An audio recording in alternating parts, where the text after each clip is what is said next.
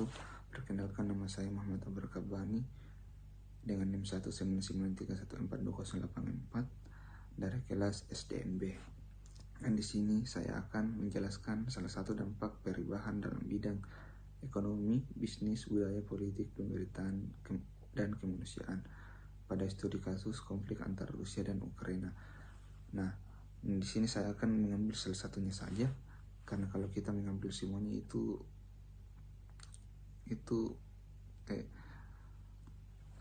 sudah tidak mungkin untuk bagi saya.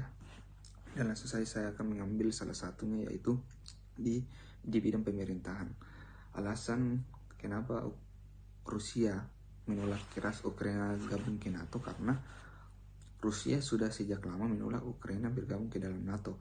Duta Besar Indonesia untuk Rusia, Jov Tavares, menyatakan bahwa Rusia khawatir jika NATO membawa persenjataan kepada Ukraina, sehingga kota-kota besar Rusia bisa jadi sasaran yang mudah ditarget. Seperti yang kita ketahui, Presiden Putin sudah melarang keras dan memperingati kepada Ukraina untuk tidak bergabung ke NATO.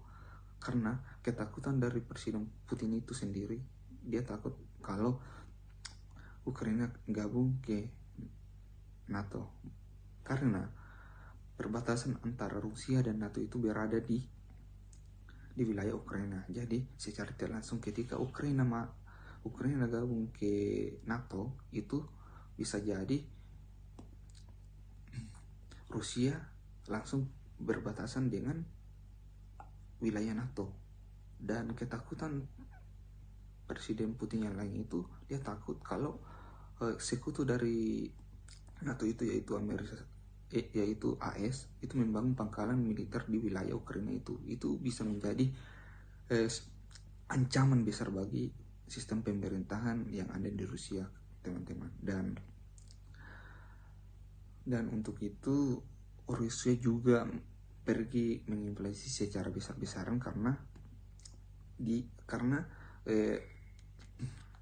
dia tidak didengar oleh Presiden Ukraina, bahwasanya dia melarang keras Ukraina untuk gabung ke NATO, karena pada dulunya Ukraina itu termasuk bagian dari Uni Soviet, dan perpecahannya sekarang terjadi antara dua negara, yaitu banyak negara, tapi yang berkonflik sekarang itu pecahannya semua, di mana pusatnya ada di pusat Uni Soviet itu ada di Rusia. Dan lanjut, kenapa juga Rusia ini mengadakan invasi secara besar-besaran? Karena Presiden Ukraina itu tidak mau mendengar. Dimana saya bilang begini, karena dalam wawancaranya, dalam pidatonya di televisi atau di sosmed lainnya yang saya lihat, bahwasanya Ukraina ini mengharap ketika dia diserang oleh Rusia,